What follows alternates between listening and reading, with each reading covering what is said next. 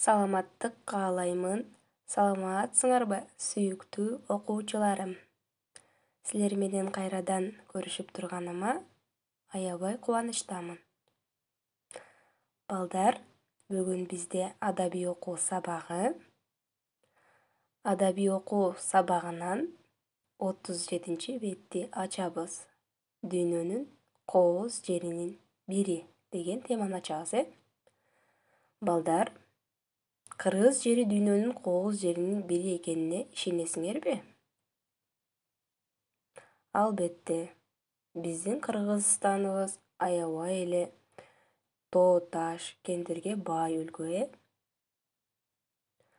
Бул биздин Кыргызстаныбыздын ичинен дагы бир кооз жерибизди баяндай эле. Бул Сары Челек. Эгер силер чындап эле биздин Кыргызстан кооз деп эсептесеңер, анда бул текстти окуп чыгайлы. Китептериңерди камдап, ачып олтургула. Сары Челекти дүйнөнүн кооз жери деп аташат. Чындыгында да ошондой. Бул жер башка миң сандаган кооз жерлердин жаратылышынан, сулуулугунан башкача. Чытырман токойдун ортосунда көзгүдөй тунук көлү бар. Арасын аралап бассаң, ар бир көз кайыктан жаңгактарга таң каласың. Арча кайыңдар, карагайларчы, шилби, ыргай, ак чечек деги койчу, эмнелер гана жок. Кымбат баалуу карагаттар, ар түрдүү өрүктөр, алмалар, мөлтүрөгөн алжалардын түрлөрү эң эле көп.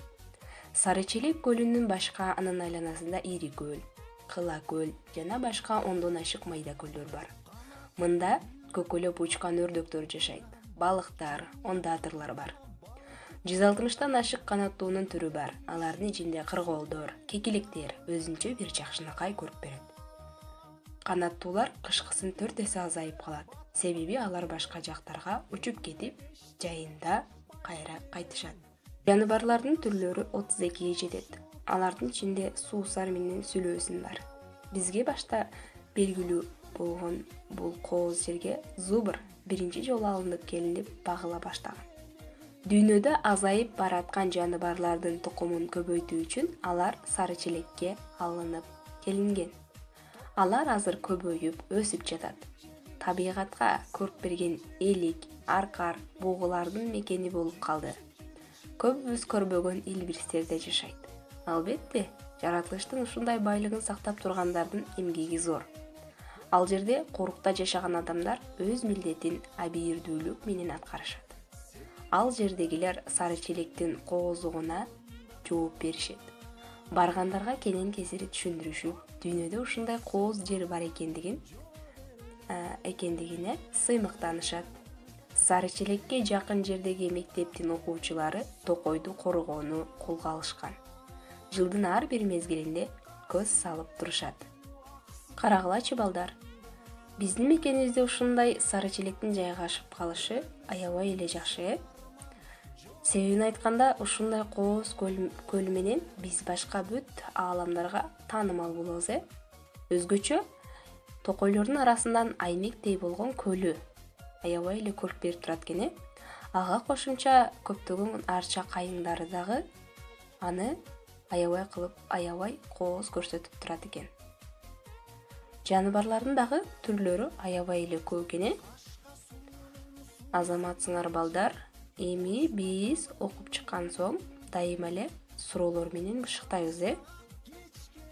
Бул жерде 5 суроо берилиптир. Силер азыр окуп түшүндүңөр балдар? Суроолорго жооп беребиз. Эми макалдардын маанисин текст боюнча түшүндүргүлө дептир. Биринчи эле макалына көз чаптырсак, жер болгон жерде байлык бар, суу болгон жерде өмүр бар. Текст боюнча карай турган болсок, биздин жаратылышыбыздагы байлыктар, булар төмөндө биз айтып кеттик, эң эле керектүү байлыктарыбыздын бири болуп саналат. Мисалы, арча кайыңдар, карагайлар, шилби, ыргай, ак чечек.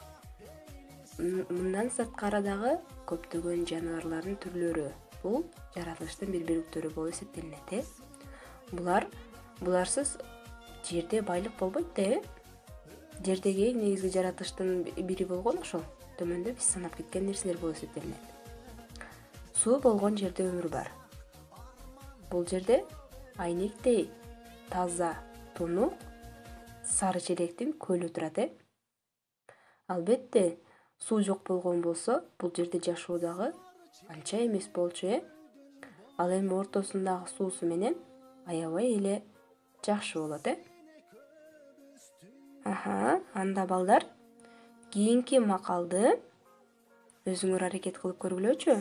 Текст боюнча талдап, кайсыга туура келет экенин карап көргүлөчү. Жер тоюнбай, эл тоюнбайт, табигатты сактасаң, ал сени сактайт деп. Бул силерге бышыктоо үчүн болсун. Муну да аткарып койгула, балдар. Эми төмөндөгү 3 сабыр турат. Сары челек деген. Муну көркөм окуп, жаттагыла, балдар. Айтып бересиңер. Саламатта калгыла, балдар.